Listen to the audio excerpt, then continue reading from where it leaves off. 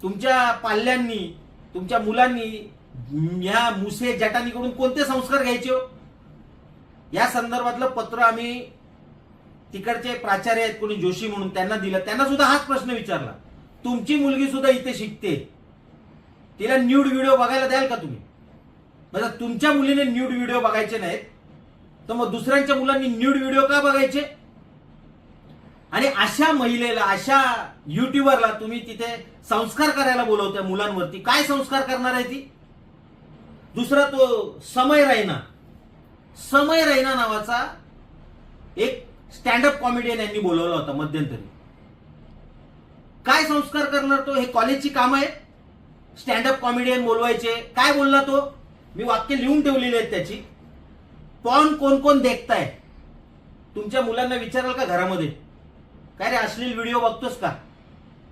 बघताना दिसला आक्षेप घेता ना तुम्ही. हा कॉलेजमध्ये उभा राहून बोलतोय, कार्यक्रमामध्ये हा कॉमेडियन आहे, हा विचारतोय मुलांना पॉर्न कोण कोण देखताय?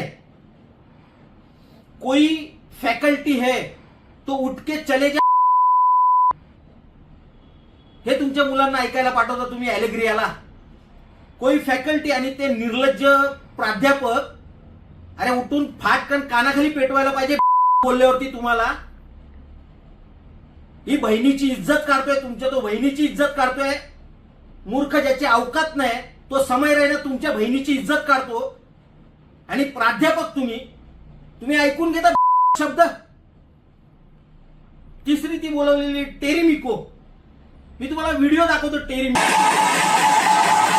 काय बोलते, काय चालू आहे मागे डीजेच्या नावाखाली. माझ्याकडून ऐकायला वाईट वाटत असेल ना तुम्हाला. मी जाणीवपूर्वक शब्द वापरतोय तो का?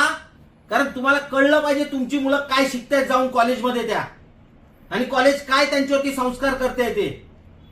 डीजेचा अर्थ असा असतो, मुलांच्या समोर सगळे हजारो मुलं समोर आहेत आणि त्यांच्या समोर नारे लावणार. कधी जा विचारलं कॉलेजमध्ये जाऊन की माझ्या पाल्याला हे काय शिकवतंय? आणि कॉलेजचा अर्थ काय होतो? तुम्ही तुमचा सिलेबस पूर्ण करा. तुमच्या सांस्कृतिक कार्यक्रमांमध्ये फक्त तुमच्या कॉलेजची मुलंच पाहिजेत. बाहेरची मुलं घेता कशी तुम्ही? 1300 रुपये तिकीट, 1800 रुपये, शेवटपर्यंत 3000 रुपयाला तुमचा पास जातो. विचार करा या गोष्टींचा. हे असले कल्चरल प्रोग्राम आज पत्र दिलेलं आहे पिल्लई कॉलेजला. जर अशा पद्धतीने ॲलेग्रिया चालणार असेल तर महाराष्ट्र नवनिर्माण सेना हा कार्यक्रम व्हायला देणार नाही.